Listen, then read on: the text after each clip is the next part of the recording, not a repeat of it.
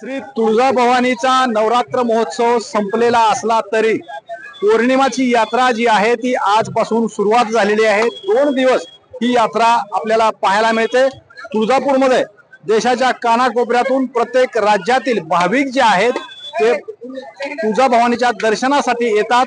महत्त्वाचं म्हणजे आंध्र आणि कर्नाटक हे जे महाराष्ट्राच्या जवळची राज्य आहेत त्या राज्यातील काही भाविक जे आहेत ती पायी चालत तुळजापूरला येतात आणि पौर्णिमेच्या यात्रेनिमित्त तुळजाभवानीचं दर्शन घेतात। आज 12:30 वाजता पौर्णिमा सुरुवात होणार आहे आणि उद्या दुपारी 4 वाजता पौर्णिमा संपते। त्यावेळी सोलापूरच्या मानाच्या काट्या जी आहेत त्या काट्या मंदिरात येऊन तुळजाभवानी माता आणि मंदिरामध्ये काट्या आल्यानंतर छबिना काढला जातो आणि त्यानंतर खऱ्या अर्थानं पौर्णिमेच्या यात्रेची जी आहे ती सांगता होते। नेमके याचं महत्व काय आहे याबाबत आपल्याबरोबर सांगण्यासाठी या ठिकाणचे पुजारी आहेत। मला सांगा काय नेमकं ह्या पौर्णिमेचं महत्व आहे आणि कशा पद्धतीची यात्रा असते?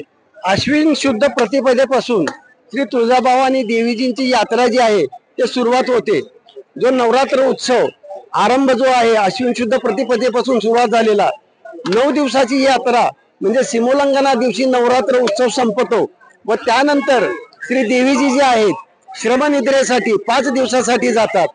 श्री देवीजींची श्रमनिद्रेतील आजची ही शेवटची निद्रा आज दुपारी 12:23 पौर्णिमेचा आरंभ होतो। परंतु नियमाप्रमाणे देवी उठण्यासाठी म्हणजे शयनगृहातून देवीला सिंहासनावरती आरूढ करण्यासाठी पहाटेच्या वेळेमध्ये म्हणजे रात्री 1 वाजल्यापासून पहाटे 6 वाजेपर्यंत पौर्णिमा असणं हे गरजेचं असतं।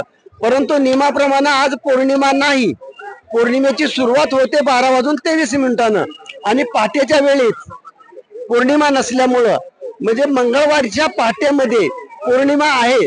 त्यामुळं देवीजी जे आहेत ते रात्री 12:30च्या दरम्यान देवीजी जे आहेत त्या पुन्हा सिंहासनावरती आरूढ होतात व तेथून तुळजाभवानी देवीजींचे अभिषेक पूजा होऊन तुळजाभवानी देवीला या ठिकाणी मोठ्या प्रमाणावरती आलेल्या भक्तांकडून अभिषेक पूजा वगैरे केल्या जातात व त्यानंतर दिवसभर जे विविध राज्यामधून जे भक्त आलेले असतात ते देवीजींचं दर्शन घेऊन पावन होतात व विशेष आजची जी छबिना मिरवणूक आहे ती अशा प्रकारची असते की आज रोजी सोलापुराहून येणाऱ्या ज्या मानाच्या काट्या आहेत ते सचिन पाटील यांच्याकडे पूर्वापार म्हणजे परंपरेप्रमाणे थांबलेले असतात।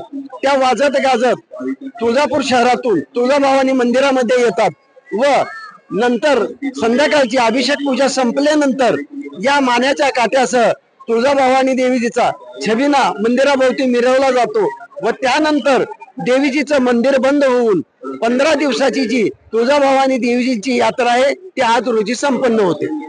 अशा प्रकारे ही यात्रेचं महत्व आहे आणि महत्वाचं म्हणजे या पौर्णिमे यात्रेनिमित्त तुळजापूरमध्ये जे भाविक दाखल झालेत त्यांच्यासाठी वाहतूक व्यवस्था सुद्धा बदलण्यात आलेली आहे। लातूर, हैदराबाद आणि सोलापूर धुळे महामार्गावरती बदल करण्यात आलेले आहेत आणि त्यानुसार वाहतुकीचं नियोजन जे आहे ती करण्यात आलेलं आहे। श्रीराम क्षीरसागर, TV9 मराठी, धाराशिव, तुळजापूर।